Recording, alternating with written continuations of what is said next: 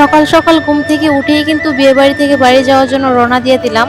আর আসার সময় কিন্তু আমাদের সাথে শাশুড়ি মাও এসে গেছেন। আর আমি কোথাও গেলে আমার ঘরের এই অবস্থা থাকে, সেজন্য কিন্তু আমি কোথাও যেতে চাই না। আজকে তো হলিডেও আছে, আগেও কিছু জামা কাপড় জমেছিল, আর কালকে যেহেতু বিয়ে বাড়িতে গিয়েছি ওই জামা কাপড়গুলিও আছে, তো ভাবলাম যে একবারে সবগুলি ধুয়ে দেই। আর কালকে সারা রাত্র তো বিয়ে বাড়িতেই ছিলাম, একটুকুও কিন্তু ঘুম হয়নি, তবু 2টার পরে একটু ঘুমিয়েছিলাম, তাও কিন্তু শরীরটা প্রচন্ড খারাপ লাগছে। ওইখান থেকে এসে কিন্তু একটু রেস্ট করেছি, তারপরে এগুলা ধুতে লেগে গেছি, কারণ আমি যদি এখন এগুলাকে রেখে দেই তাহলে কিন্তু এগুলা ধোয়া হবে না আর অনেকটাই লেট হয়ে যাবে। আজকে যেহেতু অফিস বন্ধ আছে তাই ভাবলাম যে এগুলো এখন ধুয়ে নেই। তো আজকে ভাবলাম আমার পরিবারের কিছু মিষ্টি মিষ্টি বন্ধু খুব সুন্দর সুন্দর কমেন্ট করেছে, ওইগুলো আজকে তুলে ধরি।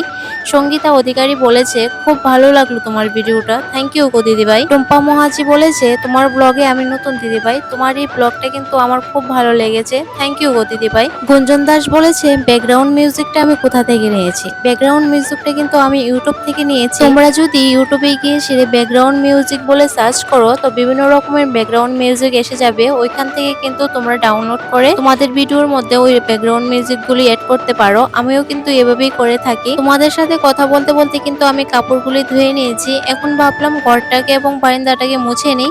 শাশুড়ি মা কিন্তু ওইদিকে স্নান করে রান্না বসিয়ে দিয়েছেন, পুজোটাও উনি দিয়ে নিয়েছেন। আমি কিন্তু এদিকে ঘরটা মুছে তারপর স্নান করে নেব। আমার কিন্তু এখন স্নান হয়ে গেছে, প্রায় 12:30টার মতন এখন বাজে। সবারই কিন্তু শরীরটা প্রচন্ড টায়ার্ড হয়ে রয়েছে, যেহেতু বিয়ে বাড়িতে ছিল, বিয়ে বাড়িতে তো ঘুম হয়নি, আর আমার শাশুড়ি মার কিন্তু ঘুম না হলে অনেকটাই প্রবলেম হয়ে যায়। দুপুরে কিন্তু খাওয়া দাওয়া করে ঘুমিয়ে গিয়েছিলাম, আর কোনো রকম ভিডিও শুট করিনি। এখন কিন্তু 5টা বাজে, আর আমি যেদিন যেদিন কাপড় ধোবো ওই দিন যদি বৃষ্টি না আসে তাহলে তো হবেই না। আমি যেহেতু ঘুমিয়েছিলাম তার জন্য কিন্তু আমার শ্বশুর বাবা কাপড়গুলিকে বারান্দার মধ্যে এনে রেখে দিয়েছিল।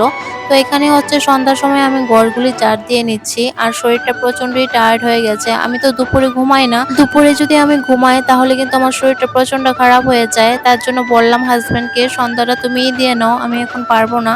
তাই ও সন্ধ্যাবাতিটা নিয়ে নিচ্ছে। তো আজকের ভিডিওটা এতটুকু পর্যন্তই, টাটা।